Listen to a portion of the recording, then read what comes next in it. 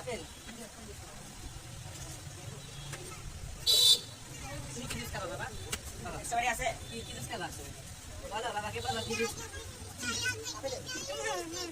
ওই দেখো কত জুস, ওই দেখো ওই ওই এখানে দেখো এখানে দেখো এখানে দেখো কত জুস। একটা চিনি ছাড়া জুস বানানো লাগে, চিনি ছাড়া একটা জুস বানাতে ভালো লাগে, চিন্তা বানাতে ভালো লাগে। এই আটা খাও না